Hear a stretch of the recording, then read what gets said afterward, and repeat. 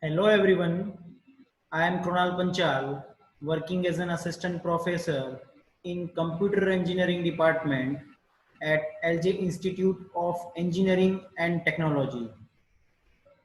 Welcome all to the video lecture series of operating system with respect to the syllabus of Gujarat Technological University. In today's session, we are continuing with the CPU scheduling algorithm topic, in which we are going to discuss the example of round robin CPU scheduling algorithm.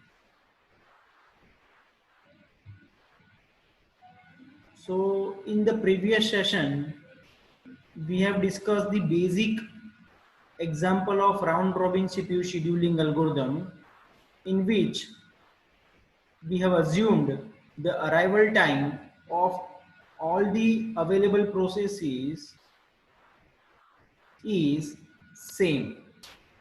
Okay, so in that case it is somewhat easier to execute that example by using round robin scheduling algorithm.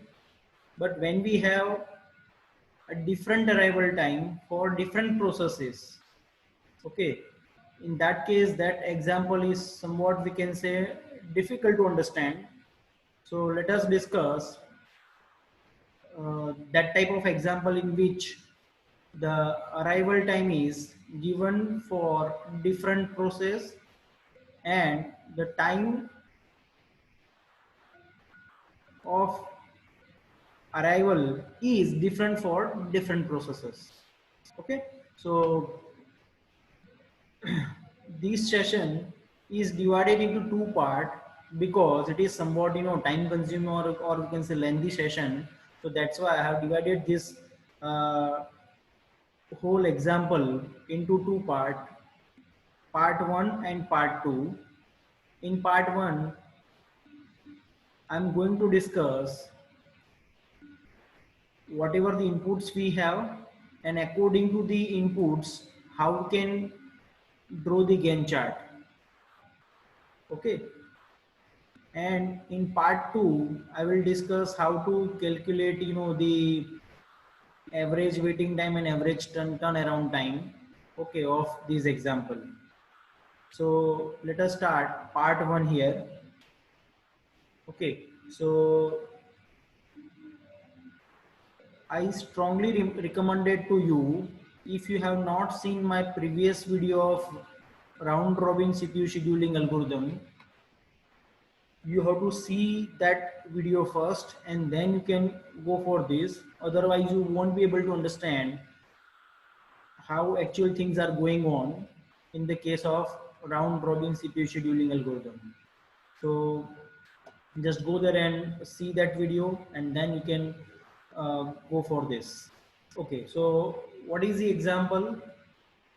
So basic example, as I told you, we have discussed. Now we are going to discuss, we can say, complex. It is not that much complex, but the attention of you guys is very much important in this case. Okay, so let us discuss.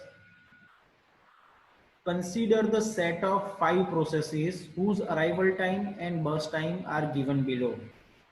Means we have given 5 different processes starting from P1 to P5 with its arrival time and burst time. This table is given to us as an input. So in which we have 5 processes and a different process having different arrival time and different burst time. Okay, so this is given. Now by having this input, we need to find out if the CPU scheduling policy, if the CPU scheduling policy is round robin. Okay, by considering this input, and if the CPU scheduling policy is round robin, so with time quantum is equal to 2 unit, with time quantum is equal to 2 unit, calculate the average waiting time and average turnaround time for these example by using round robin scheduling algorithm. Okay, so as you know very well, in the case of round robin CPU scheduling algorithm, it is primitive type of algorithm in which ongoing process execution can be forcefully primed based on the time quantum, or we can say time interval, or we can say time slice, which is given to us as an input. So we need to consider the time quantum is equal to 2 unit for this example. Clear? So what are the things we have as an input? We have 5 processes with its arrival time, its execution time, or we can say burst time on the CPU. Then time quantum is given, which is nothing but 2 units. Okay, and at the end we need to find out the average waiting time and average turnaround time by using round robin CPU scheduling algorithm. So let us start. As I told you in the part 1, I will show you only the how we can draw the Gantt chart based on these input by considering the time quantum is equal to 2 unit. In the next part, in the next session, I will show you how to find out the average waiting time and average turnaround time. So this part 1 is very crucial to understand, because as I told you, Gantt chart, to draw a Gantt chart, the first step of this example is very important. Okay, if you did any mistake, definitely the upcoming calculation would be wrong as far as average waiting time and average turnaround time is concerned. Okay, so let us start. The same table I have taken over here, okay, which is given to us as an input, and time quantum is equal to 2 unit is given. And for ease of understanding, I have drawn this clock. Okay, and based on this clock, the execution would be changed. So how we can execute this task? So this is the Gantt chart. So of this input by considering the round robin CPU scheduling algorithm. So let us discuss this Gantt chart in detail. But whenever you are going for example of round robin CPU scheduling algorithm, not only Gantt chart, but simultaneously you need to consider the content of ready queue for execution. Means ready queue that we have discussed in the previous session, in which a ready queue is a queue which is maintained by the simple first in first out queue strategy. Okay, so in simple first in first out environment, we have one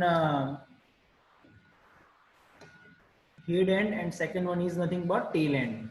So whenever you want to insert, or you can say whenever any new process arrived in the ready queue, at that time that process will be stored at the tail part of the ready queue, and whenever if you want to delete something, or if you want to fetch something from the ready queue, it will be fetched from the head part of the ready queue.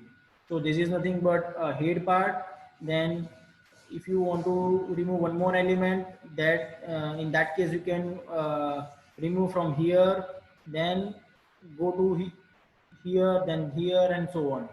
Okay, and if you want to insert any new process in the ready queue, it can be added in the tail part. Okay, so at right hand side we have head section of a ready queue, and at the left side we have the tail section of the ready queue. That things need to keep in your mind, because this content of ready queue would be periodically updated as per the time, time. Okay, that is given here. So while executing this example, simultaneously you need to consider the content of ready queue, which is very important. And if you maintain this ready queue during execution, I'm giving surety your example will not be incorrect, okay, at any moment of time. But if you are not using this strategy to evaluate this example, the things will be very much complex to you, okay, for execution. So that's why it is strongly recommended to you to maintain a ready queue while executing these example of round robin CPU scheduling algorithm. Okay. In this, let us start. Time quantum is 2 means what? Time quantum means what? Each and every process that we have in this example can able to execute for 2 units of time only. Okay, not more than that. Even though it requires more unit of time for execution, still that process has to print after 2 unit of time. Okay, so that things you need to keep in your mind. Okay, so let us start with process P1. So as we have discussed, initially we need to consider the arrival time. Okay, so at time zero, how many processes we have in the ready queue? Only one process. So P1 process is arrived in the ready queue at time 0. So P1 we need to placed here in a ready queue, because at time 0 only one process is arrived in the ready queue. So that process we will placed here in the ready queue. So P1 is here at time 0. This is a clock. Okay, so clock timing will be changed after a fixed period of time. Okay, so uh, at the time 0 we have one process, and this process is ready for execution in the CPU. So what we will do in this case, we will simply fetch this process from the ready queue and give it to the CPU.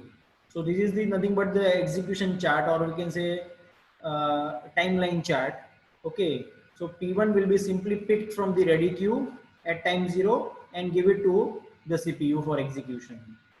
And how long P1 can execute? P1 can execute for maximum for 2 units of time. So what will happen once it is given to CPU? Now this P1 would be discarded from the ready queue. Okay. Now P1 has started its execution. P1 has executed for, say for example, this is the scenario of clock time 0. So at time 0, what is happened in this case? The P1 is arrived in the ready queue, and P1 would be given to the CPU for execution. Now at time 1 means at time uh, 1, what will happen in this case? P1 will, how much time it requires for its execution? So we can easily come to know that from the table. So P1 require 5 unit of time for its execution, but as I told you, the time quantum is fixed, that is 2 units. So P1 can execute maximum for 2 units, 2 units of time. Okay, so at time 1, okay, at clock timing 1, P1 can continue its execution, okay, till time unit 2, till time unit 2. But at the time T1, okay, or we say time unit 1, we need to check is there any other process arrived in the ready queue or not. So at time 1, yes, P2 is arrived. P2 is arrived in the ready queue. And before that, what was the content of ready queue? The ready queue was empty at the time at the time 0, because P1 was given to the CPU. So P1 was executing its task. Yes. So at that time, the content of ready queue is empty. Okay. But at time 1, P2 is arrived. So P2 will be placed over here in the ready queue. At which position? Head position. Okay. So P2 is arrived. Now P2 will not able to get the CPU right now, because execution of P1 is continue. Okay. And P1 requires 5 unit of time, but P1 can execute for 2 units of time. So P1 will continue its execution up to 2 units of time. Okay. Then at time interval 2. Now what will happen in this case? These things you need to keep in your mind. At time interval 2, this is the scenario of time 1. Now what will happen at time 2? So let us discuss at time 2. At time 2, alarm is ringing. Means alarm signifies what? Now the P1 process is executed for 2 unit of time. Now that process has to preempt compulsorily so that another process can get the CPU. So at time unit 2, P1 is executed for 2 unit of time. So 5 minus 2 is equal to 3. So remaining execution time of P1 process is 3 over here. And what is the change in the case of ready queue? Because now P1 is forcefully preempted. So P1 is come out from the the running state. Now it will again go to the, because the remaining execution time is 3. So P1 has to execute for remaining period of time. But right now P1 cannot execute it because the time period is expired. So P1 will go to again a ready queue. So it will store or it will be placed at the tail end of the ready queue. Okay, and but before that we need to consider at time 2, is there any other process arrived in the ready queue? Yes, P3 is arrived. So what we need to do is at time interval 2, P3 first of all, it will be placed in the ready queue, and afterwards the P1 will preempted, because why P1 is stored after P3? Because P1 is context switched. Okay, so definitely when we are talking about context switching, it will take some time to context switch from one process to another process. So it will come out from the running state and then it will go to the ready state. So definitely it will take some time. So that's why P3, before that, P3 arrived in the ready queue. So that's why P3 came first and then P1 in the ready queue. In this way, this sequence you need to maintain. It is very important. Okay, if you place P1 over here and P3 over here, it is incorrect. Okay, so whichever the process is arrived in the ready queue, that process would be shifted first in the ready queue, and then the ongoing execution process will be shifted to the ready queue at the tail end. Okay, so these things you need to keep in your mind. Now P2 is fetched from the ready queue and it started its execution. So P2 will start its execution. Okay, so this is the scenario of time 2 in which context switching was happened. Then P2 has started its execution in the CPU. The burst time would be subtracted from the total burst time of P1, and then P1 is rejoining the ready queue for its remaining execution. So these things are happened at the time of 2. Now let us discuss what will happen in the case of time 3. So at time 3, what will happen? First of all, we need to check, because P2 require total 3 unit of time. So definitely P2 can execute for 2 units of time. Even though at time T3 a P4 process is arrived, still at time T3 context switching of P2 would not be happening. Why? Because once any process it started its execution, okay, and if it requires the execution time more than the time quantum, so definitely that process will not be forcefully preempted. Okay, so that upcoming process, or we can say recently arrived process, has to wait for certain amount of time. So P2 will not be preempted in this case at the time of 3. So what will happen at the time of 3? So P2 will continue its execution, but at time of 3, P4 is arrived in the ready queue. So P4 would be shifted over here. P4 is shifted over here. and the earlier content of ready queue was P3 and P1. They are waiting for having CPU, okay, for its execution. So P3, P4 is joined in the ready queue at the tail end. Okay. Now what will happen? P3 is uh, at the time of 3, P2 is going on. Now at time 4, again alarm rings because after 2 units of time, P2 has to forcefully preempt. Okay, so the remaining time of P2 is 1 millisecond.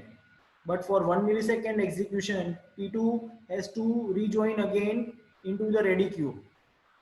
Okay, so P2 would be executed and then it will be shifted, okay, or say preempted from the running state to a ready state. So P2 will again go to the ready queue, okay, and now what will happen at time 4? The P3 process, the P3 process which was arrived earlier, that is shifted and given the CPU to it for its execution. Okay, now this is the scenario of time 4. So remaining time of P1 is now 3 millisecond, remaining time of P2 is 1 millisecond. Now P3 started its execution. So how much time it require for its execution? Only 1 unit of time. So P3 will not wait for 2 units of time. After executing for 1 millisecond, P3 will voluntarily release the CPU. Okay, so that another process can enter into a running state for its execution. So at time 4, P3 started its execution, and at time 5, because it requires only 1 unit of time, so at time 5 P3 will finish its execution. Okay, but at the time 5, at the time 4, we need to add one more process, because at time 4 one more process has been arrived, like P5. So again P5 is shifted over here, and P5, once P5 is shifted, then execution of P2 was remaining, because still it requires 1 unit of time. So again it will be rejoined into the ready queue. Clear? Now at the time of unit 5, what will happen? Now there is no other process in the table. Okay, so now we need to consider at time 2, at time 5, how many processes we have in the ready queue? P1, P4, P5 and P2. So P1 will be shifted, to execute its remaining execution. So P1 shifted over here, and P1 will start its, or we can say resuming its execution. So at time 5, 3 unit of time, out of 3 unit of time, 2 units would be executed by the P1. So P1 had started its remaining execution at time 5. Okay, and it will be executed for 1 unit of time. After 1 unit of time, again at time 6, again it will continue its execution, because there is no other process, and the remaining time of P1 process is larger than the time quantum. So definitely, so P1 will continue its execution up to 7 milliseconds. Okay, now at 7 millisecond, what will happen? Again alarm rings, because P1 is executed for 2 unit of time. So alarm rings means what? It signifies now P1 has to preempt and again rejoin into the ready queue. Yes, so P1 has to preempt and join into the ready queue, and now the whatever the process we have at the head position, P4 will be shifted over here, and P4 will start its execution. Now the remaining time of P1 is 1, P2 is 1, P3 P3 is already executed successfully, so it will come out of, from the system. Now P4 has started its execution, so P4 requires 2 unit of time. So P4 would be executed for 1 millisecond first. Okay, after 1 millisecond means what? At the time of 8 milliseconds, again P4 will continue its execution. Okay, this is the at time 8 P4 is executed for 1 unit of time. Now still it requires 1 unit and time is not expired, so still it will continue its execution. So so it's completed its execution at time unit 9. So now at this time P3 and P4, these two E's come out from the system. Okay, and alarm rings means what? Now the another process needs to arrive in the CPU, because the forceful preemption is there once the alarm ringing. Okay, so at time 9, which process needs to be arrived in the CPU? P5 process. So P5 is started its execution at unit number 9. So P5 requires total 3 unit of time for its execution. So P5 will be executed for 9 plus 2 is equal to 11. Up to 11 units P5 will be executed, because P5 cannot complete a task because the time unit is 2. So P5 will be executed for 2 unit of time. 9 plus 2 is equal to 11.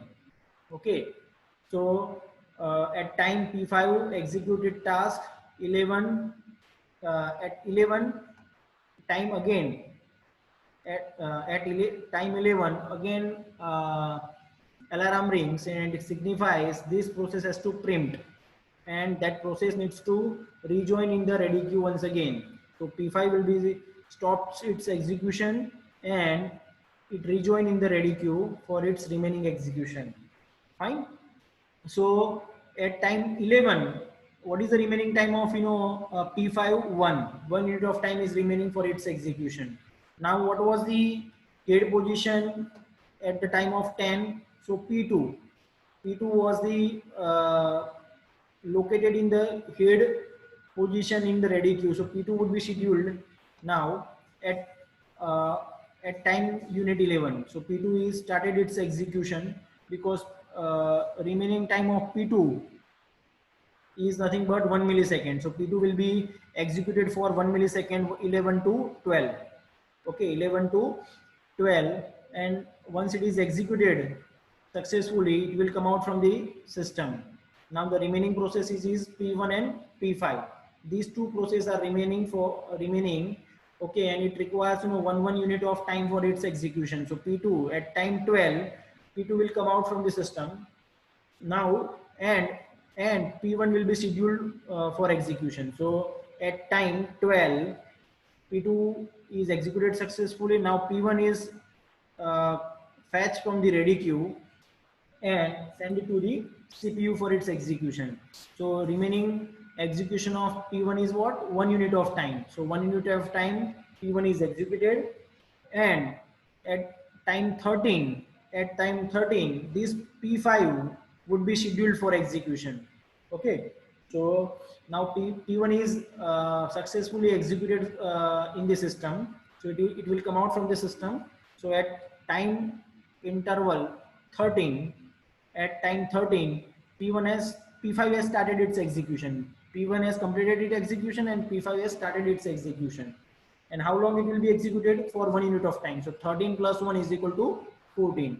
So at time 14, P5 completed its execution. Okay, and you can see now there is no more process arrived in the ready queue at time 14.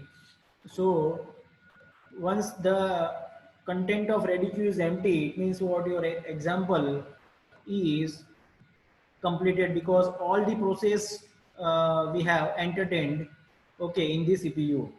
So this is all about Gantt chart of primitive round robin CPU scheduling algorithm. These things you need to keep in your mind. As I told you, it is not that much complex, but you should be attentive when you are executing this example. Okay, so it is very important to draw the Gantt chart. Okay, for round robin CPU scheduling algorithm. Okay, so in this part we have discussed the how to draw the Gantt chart. Okay, based on the inputs that we have. Okay, in the next session we are going to discuss based on these same set of inputs and same execution environment we will consider in the part number 2, and then we will find out the average waiting time and average turnaround time by considering this set of inputs. Okay, so I hope it is clear to you.